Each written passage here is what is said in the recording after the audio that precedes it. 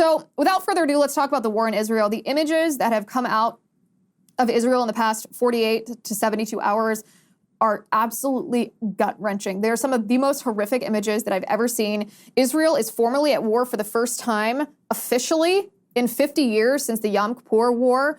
The casualties that Israel is experiencing right now are the level of 9/11 if you calculate it per capita, the number of people that are hurt or killed in Israel compared to the total population. If you do that comparison to the amount of people who were killed and injured on 9/11 compared to our population in the United States, it is a worse terror attack that is being waged against the state of Israel. One of the most interesting parts, and I don't say interesting in the sense that this is positive, but one of the most troubling parts is the massive intelligence failure that had to have happened for the Palestinian terrorists to be able to launch this attack. This attack happened because Palestinian terrorists drove across the border and infiltrated towns, not just border towns, but went deep into Israel. And they did this undetected. They were paragliding into the music festival. Again, undetected. This all happened. Israel was caught off guard, which is odd because Israel's intelligence is almost next to none in the world. There's an argument, you could make the argument that Israel's intelligence services are superior to even British intelligence or US intelligence. I know there's some pushback on that, but they have world-class intelligence and they are always on alert. There's at least until now, hasn't been complacency among the Israeli people or the Israeli government when it comes to acknowledging the existential threat that they face. This is their way of life, this existential threat. But they didn't discover or detect this Palestinian terrorism operation. The Palestinian Authority calls it Operation Al-Aqsa Storm, and it involved killing civilians, taking people hostage, brutally raping women in the street, putting children in cages. It's unfathomable evil. Evil and violence happen in all wars, but for one of the first times in our history, we are seeing citizen journalism on the ground uploaded to X.com thanks to Elon Musk's new algorithm. It's not just the blue check marks that work at the New York Times and the Washington Post who are allowed to report on a war. Citizen journalists are uploading footage, and we are seeing for ourselves the brutal atrocities that are being taken place. So the media has already begun to sanitize the atrocities that are being committed by Palestinian terrorists in Israel. The Washington Post, if we could bring this up on the screen, the Washington Post published this headline. They said, Israel formally declares war against Hamas as hundreds killed on both sides. No mention of a terror attack. No mention of the murder of Israelis by Palestinian terrorists. They act like this is a tit for tat, a wrestling match, a round of boxing. People are hurt on both sides. Like the moral equivalency is the same between Palestinian terrorists raping and beating and mutilating and murdering Israelis, including women and children, and Israel responding in self-defense. That's the same as calling a school shooter the moral equivalent of a father who shoots an intruder who's trying to rape his daughter. It's not the same thing.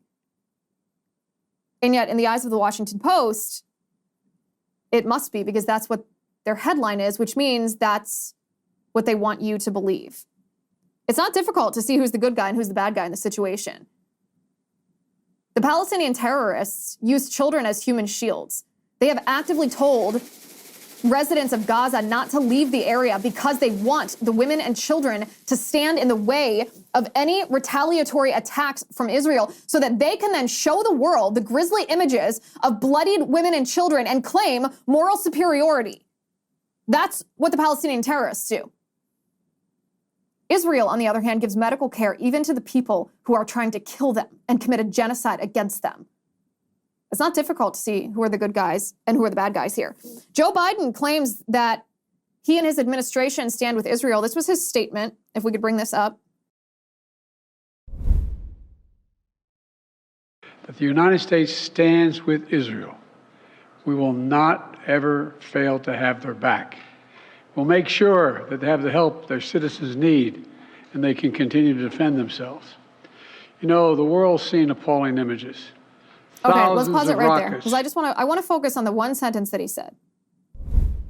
He said, I support the state of Israel and we will have Israel's back. But who could possibly take him seriously when an office in his own administration, the U.S. Office of Palestinian Affairs, sent out the following tweet? They've since deleted this tweet only because of the backlash. But this is what the U.S. Office of Palestinian Affairs said. We unequivocally condemn the attack of Hamas terrorists and the loss of life that has incurred. We urge all sides to refrain from violence and retaliatory attacks. Terror and violence solve nothing.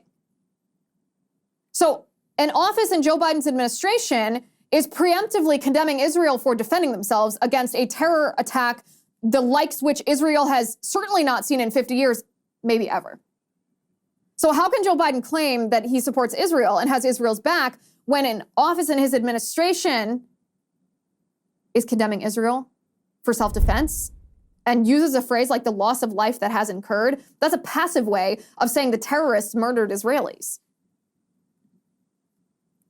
Hamas thanked Iran. So let's not forget that Joe Biden's foreign policy towards Iran in his own administration and during the Obama-Biden administration played a huge role in enabling this terror attack against Israel, because Biden has given so much money to Iran. Iran's not just a vague state sponsor of terrorism.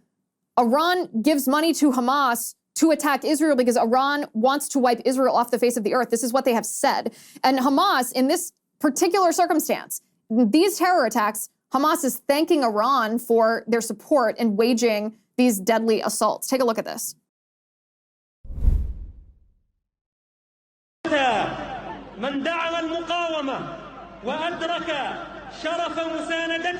I'll read to you what he's saying as he's saying this. If you can scroll up a little bit, Shafiel, we'll be able to see the text of the words. The spokesperson for Hamas says, "We thank Iran, who provided us with weapons, money, and other equipment. They gave us missiles to destroy Zionist fortresses and helped us with anti-tank missiles." So Hamas is thanking Iran for funding this terror attack. Meanwhile, the Biden administration, since they took office, has been trying to rejoin the Iran deal, the JCPOA, the disastrous Iran deal that the Obama administration got into us. But Biden is trying, Trump took us out of this deal because it was horrible. Biden is trying to rejoin this without any preconditions on Iran for these talks, while he's loosening sanctions on Iranian officials to travel. And this is his policy. As a result, Iran has begun enriching uranium. Again, they stopped during the Trump administration. They're facing no consequence for enriching uranium. They are trying to pursue a nuclear weapon. Imagine what would happen if Iran got a nuclear weapon when they are sponsoring such atrocious, horrific terror attacks against Israel. Don't think for a second that Iran would not use or allow a terrorist group to use a nuclear weapon against Israel.